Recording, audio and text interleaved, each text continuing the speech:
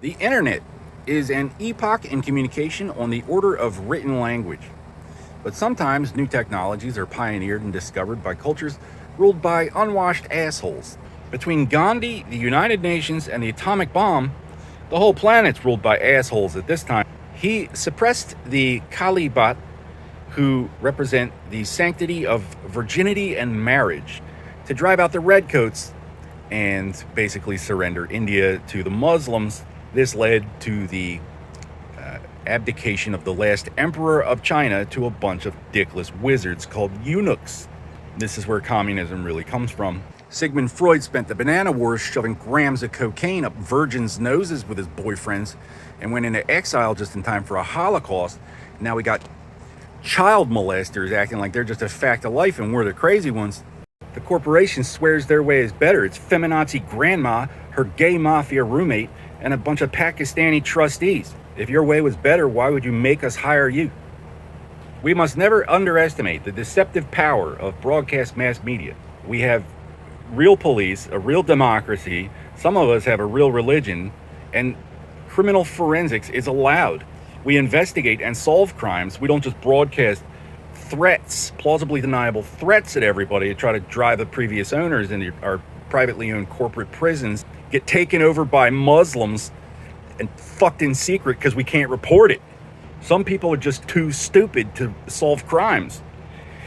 They don't generally get to be in charge. That's not a prerequisite for high office in Western culture. The American Civil War was won by the Union, not a union.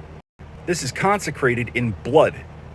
Just being bad at it and acting like you meant to do that is not a qualification. There is no power on the land, no lawful public authority to just overrule the Bill of Rights and act like you're still in charge. Whoever's in charge is in charge because of the Bill of Rights, not because you said so. Because our forefathers killed an awful lot of people and they said so. There is no diplomatic penalty assessed which is not written on the threat of war. It's you did something wrong, you have to pay us, not just why don't you send me some money, we'll jerk each other off and point the finger. Islam means peace. It has extortion built right into the name. If you don't like Islam, you don't want peace. Well, what are you going to do about it? Nobody likes it. First, do no harm or you're not a doctor in any religion. Literally, nobody has ever liked it that you didn't marry behind our backs at 6 years old and act like it's legally binding. Sigmund Freud. Hitler made got Sigmund Freud blessed by strong-arming the Pope. Now we have literal professional cocksuckers acting like they're the law, and we're not allowed to talk to Washington from our own soil because they put the whole government online and then fuck the Pentagon on 9/11. They act like they're with me. They're not with me. But the messenger of Allah is called such because he delivers his own agenda. And if they're not with me, that means they have to leave. Because I'm the one that was in the army. Watergate is gay mafia. That's where Deep Throat comes from. You know what it means. Ask your kids. It's technically not France's fault as of Charles de Gaulle. But how much of that was us? How much of it was just France? Oh, you don't like it? Okay. Sometimes we don't like what our natural allies are doing, but we got to let them do it or else we're going to end up with humanity's closest natural enemies. And we definitely aren't going to like that. But the one that takes no for an answer is the free country, for future reference.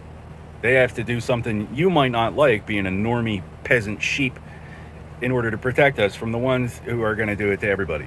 It's called a republic, and that's where responsible, grown-ass men decide what we do. Michael Jackson did a song about this, Billie Jean. Billie Jean is not my lover. She's just a girl that says that I was the one. But the kid is not my son.